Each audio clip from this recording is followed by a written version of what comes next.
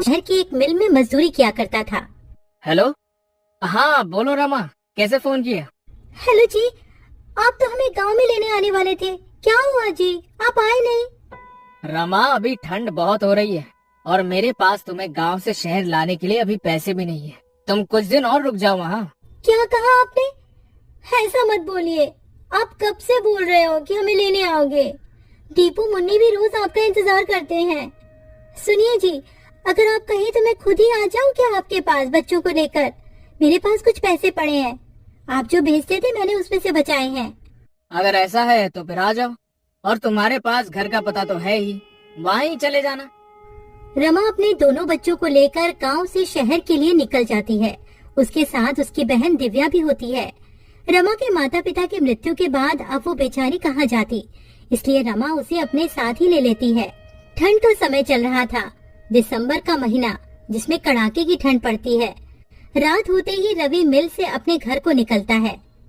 अरे यार, आज तो कुछ ज्यादा ही ठंड पड़ रही है। हाँ यार रवि, ये ठंडी ठंडी हवाएं और चारों तरफ पड़ती हुई धुंध, बहुत सी ठंड है भाई। चल जल्दी जल्दी घर चलते हैं।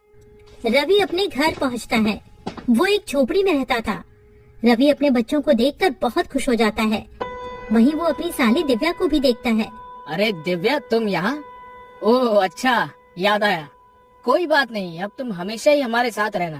पापा, मुझे आपकी बहुत याद आ रही थी। हाँ पापा, आप हमें लेने क्यों नहीं आए? बच्चों, मुझे थोड़ा सा काम था। तुम दोनों ने कुछ खाया? हाँ जी, मैंने दाल चावल बनाए थे। आप भी हाथ मुंह धो लो, मैं आपके लिए भी खाना लगा देती हूँ। खाना पीना खाने के बाद सभी लोग फर्श पर सो जाते हैं। यहाँ रवि के पास बस एक ही कंबल होता है। अब पांचों लोग नींद में उस कंबल को अपनी अपनी तरफ खींचते हैं।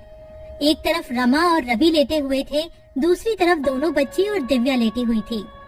रमा को ठंड लग रही होती है तो वो सारा कंबल अपनी ओर खींच लेती है। ठंड तो उस समय सबको लग रही होती है, ठंड जो इतनी कड़ाके की पड़ रही होती है। तभी रवि उठकर देखता है कि उसके बच्चे और उसकी साली दिव्या ठंड से कांप रहे होते हैं और सारा कंबल रमा ने ओढ़ा हुआ होता है।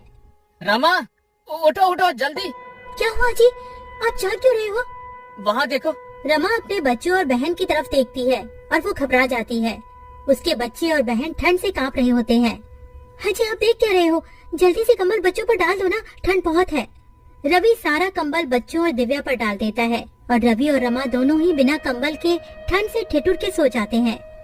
सुबह रवि और रमा दोनों ही जल्दी उठ जाते हैं। रमा, तुम ठीक तो हो ना? तुम्हें सर्दी तो नहीं हो गई? रात को बहुत ज्यादा ठंड थी, मैं इसीलिए तुम सबको यहाँ नहीं बुलाना चाहता था। मेरे पास तुम्हें ठंड से बचाने के लिए कपड़े भी नहीं है, मुझे माफ कर दो। हाँ जी, आप क्यों माफी मांग रहे हो? आप चिंता मत करो, मैं बिल्कुल ठीक हूँ। आप तैयार हो जाइए, आपको मिल भी तो जाना है। मिल जाते हुए रवि परेशान सा लग रहा होता है।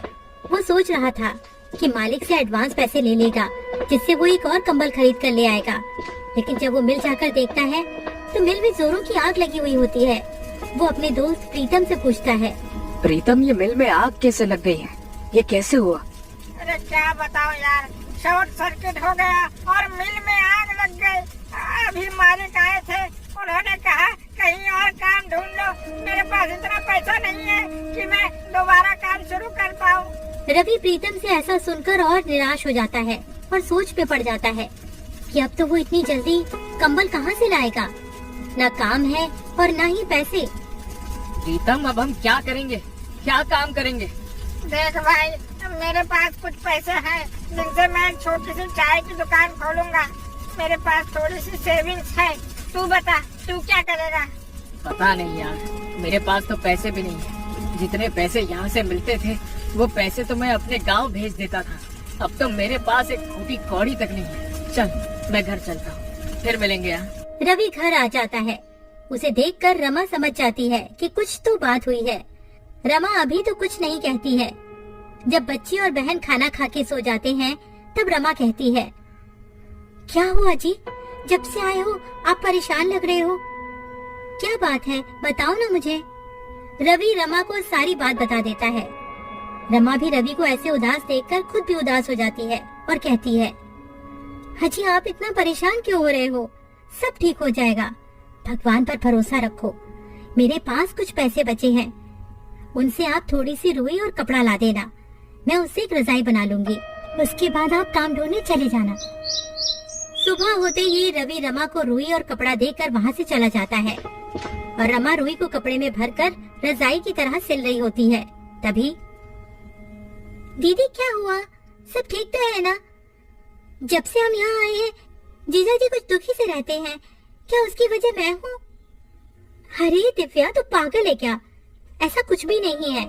तू तो जानती है ना तेरे जीजा जी तो ऐसे नहीं है जैसा तू सोच रही है।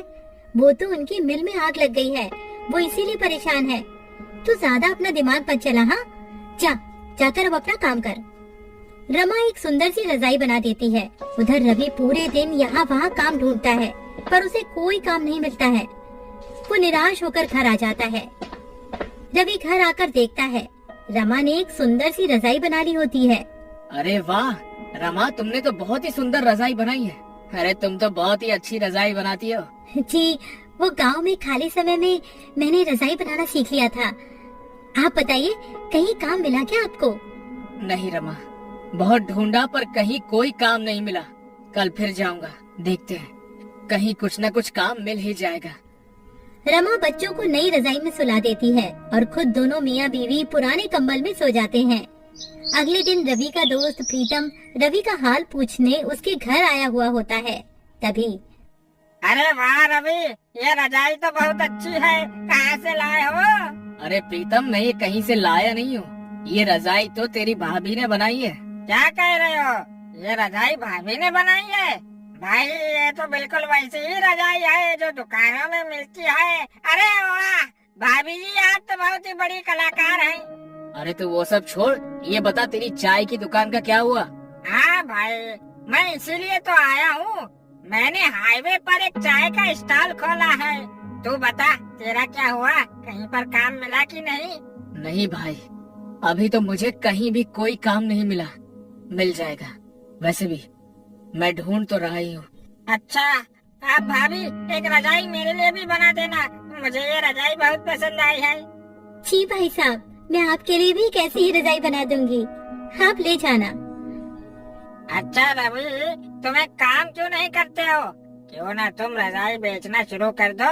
भाभी जी बहुत अच्छी रजाई बनाती है, लोग खूब खरीदेंगे ऐसी रजाई।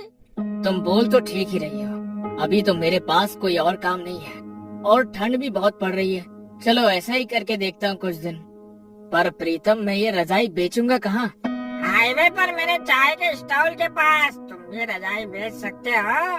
पर प्रीतम, एक और दिक्कत है, मेरे पास पैसे भी नहीं है सामान लाने के लिए।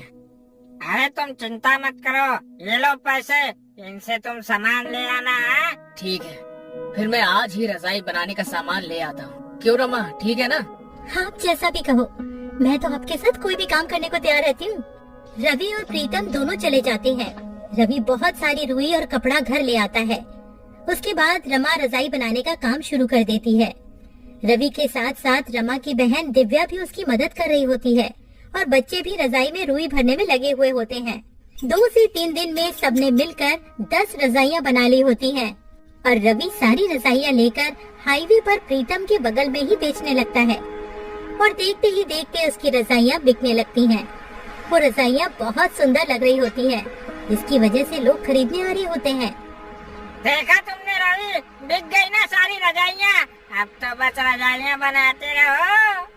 रवि घर जाकर रमा को सारी बात बता देता है। रमा बहुत खुश हो जाती है और रवि और रजाइयाँ बनाने की तैयारियां करने लगता है और रवि का रजाइयों का कारोबार खूब अच्छा चलने लगता है। इस तरह रवि अपना खुद का काम करने लगता है और अपने परिवार की